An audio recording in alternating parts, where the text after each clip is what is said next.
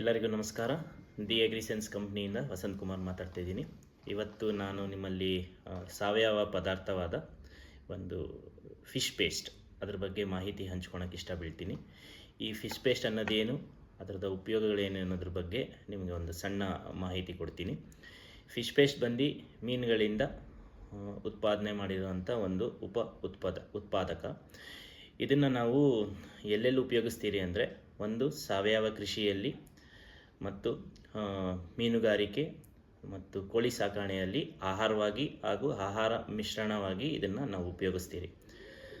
ಸಾವಯವ ಕೃಷಿಯಲ್ಲಿ ಇದನ್ನು ನಾವು ಕೆಮಿಕಲ್ ಫರ್ಟಿಲೈಸರ್ಸ್ ಅಂದರೆ ರಾಸಾಯನಿಕ ಗೊಬ್ಬರಗಳಿಗೆ ಒಂದು ಪರ್ಯಾಯವಾಗಿ ಸಾವಯವ ಪದಾರ್ಥವಾಗಿ ಇದನ್ನು ನಾವು ಉಪಯೋಗಿಸ್ತೀರಿ.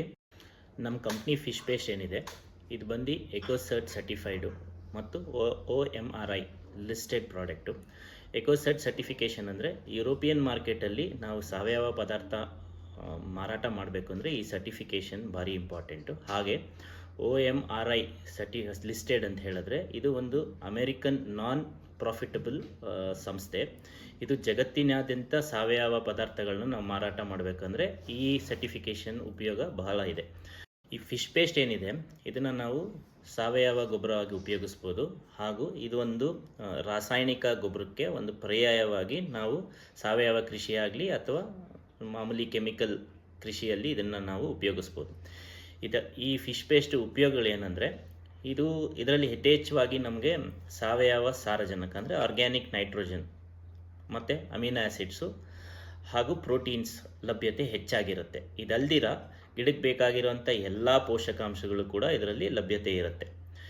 ಇದರದ್ದು ಉಪಯೋಗ ಏನಂತ ಹೇಳಿದ್ರೆ, ಇದನ್ನು ನಾವು ಉಪಯೋಗಿಸೋದ್ರಿಂದ ಬಿಳಿ ಬೇರಿನ ಸಂಖ್ಯೆ ಹೆಚ್ಚಾಗುತ್ತೆ ಮತ್ತು ಮಣ್ಣಿನಲ್ಲಿ ಸೂಕ್ಷ್ಮ ಜೀವಾಣುಗಳ ಅಭಿವೃದ್ಧಿ ಹೆಚ್ಚಾಗಿ ಮಣ್ಣಿನ ಫಲವತ್ತತೆ ಹೆಚ್ಚಾಗಿ ನಮಗೆ ಇಳುವರಿ ಹೆಚ್ಚಾಗುತ್ತೆ. ಇದಲ್ಲದೆ ಫಿಶ್ ಪೇಸ್ಟಿಂದ ಗಿಡಗಳದ್ದು ರೋಗ ನಿರೋಧಕ ಶಕ್ತಿ ಜಾಸ್ತಿ ಆಗುತ್ತೆ. ಹಾಗಾಗಿ ಫಿಶ್ ಪೇಸ್ಟ್ನ ಎಲ್ಲರೂ ಹೆಚ್ಚಾಗಿ ಉಪಯೋಗಿಸಬೇಕು. ಹೆಚ್ಚಿನ ಮಾಹಿತಿಗಾಗಿ ದಿ ಅಗ್ರಿಸೆನ್ಸ್ ಕಂಪ್ನಿನ ಸಂಪರ್ಕಿಸಿ. ಧನ್ಯವಾದಗಳು.